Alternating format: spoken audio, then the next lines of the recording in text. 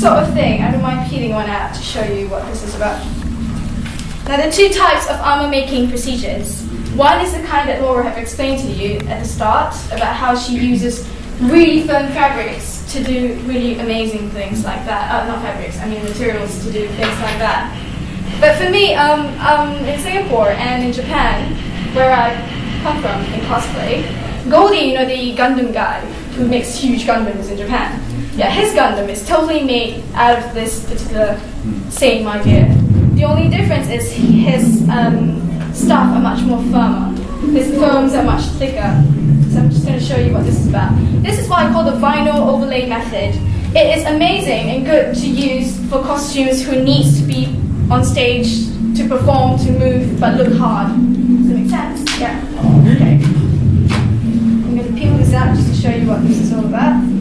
This is from Momiji. I'm not sure if anyone watches Tecmo Ninja Gaiden Sigma 2. Yeah, you see Momiji. This is for a cosplay of hers. I'm going to peel it out and show you.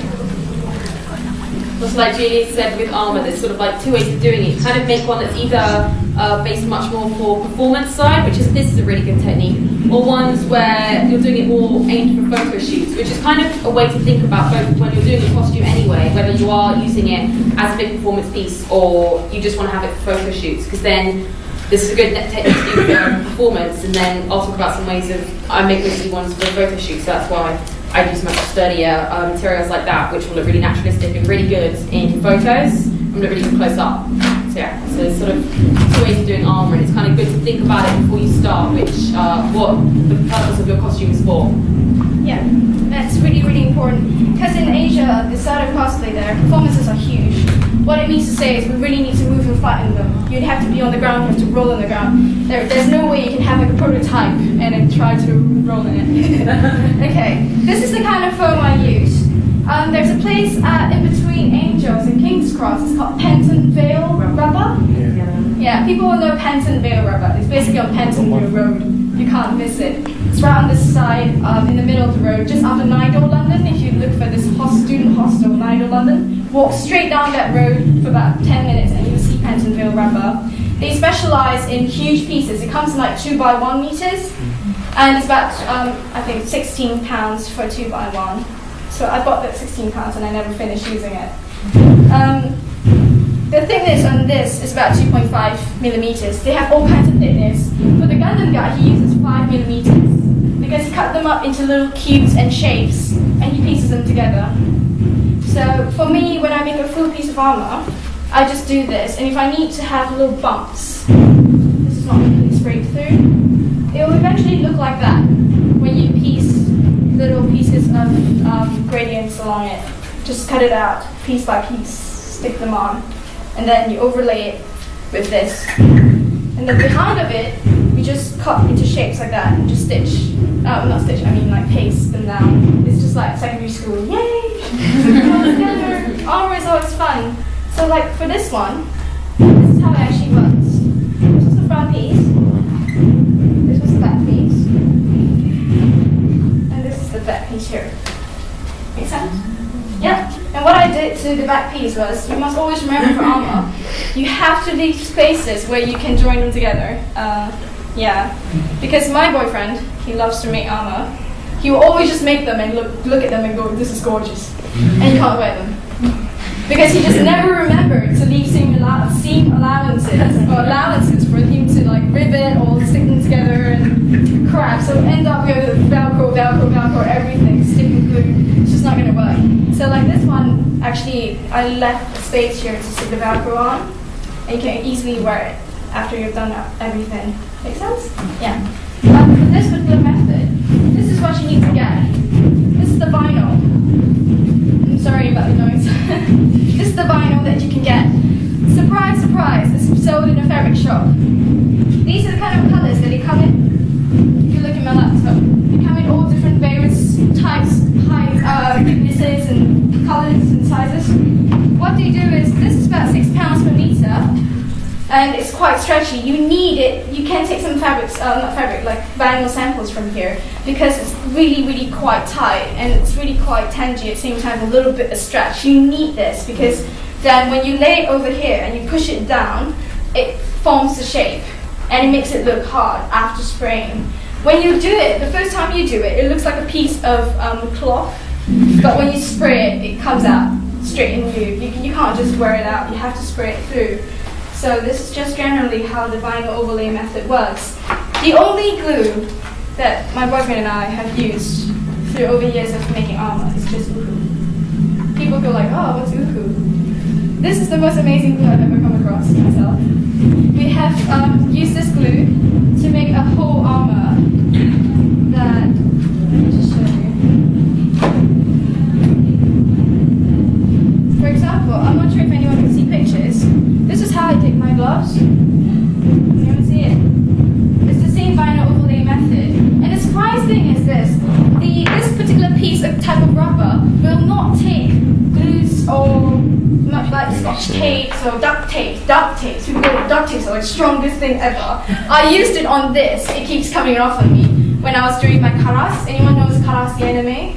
Karas, yeah, it's like this gorgeous armor looking dude. Like duct tape just never worked on this rubber. It always just peels off. I got so pissed off, I was like, I'm just going to use masking tape, yeah? I'll just give you one hint, because I went through about £60 worth of glue trying to find what sticks to foam. And I found that spray carpet glue. My first armour costume was an Android 16, and the only thing I could get fabric to stick to foam was the spray on carpet glue. Yeah. I tried you. You tried you? Okay. It didn't work. Hopper gun is really heavy. That's one major problem, and it's hard to squeeze in certain areas. But I didn't use that designing. foam, I was using just standard sort of household. Okay. Household foam, possibly you might like to look at this rubber foam. It works really well. I heard for household foam as well, I've forgotten the name. I was going to say it and then I was like, it's called Evo Stick. Sorry, Evo Stick is really good. Yeah, anything that's porous. Evo Stick, but you've got to be careful with fumes. Use it in the big open areas, very sticky. So you have some people with all kinds of stuff. For me, I use uhu. I mean, for me, there are people who are really expert at using glues. For the guy in Gundam, the one who made the Gundam dude, he actually used a type of epoxy spray. What he did was he used the glue first on his Gurren Lagann helmet. He made the helmet from start to end in 20 minutes. I was shocked. He was right in front of me, yes. His Full Metal Alchemist thing was done in 2 hours, including the wires. Amazing amount of glue sticking. All he did was use this sort of glue. It just glued it on, and the spray just went in through the corner. So it was like super glue, super glue, super glue. And he just took a spray, 2 seconds. Okay, done. And the whole thing was just held together, so you could do all the Gurren Lagann roundness and Gundam, whatever. So that's why he worked so quick. It is important to research your glues, because you might think, oh, super glue works for everything. Super glue is very brittle, so it won't work for everything. It will go and it will snap. It's also worth researching some glues will melt some materials, so don't go straight in on there. Don't use, hot glue and styrofoam. Don't use spray paint on styrofoam will melt it.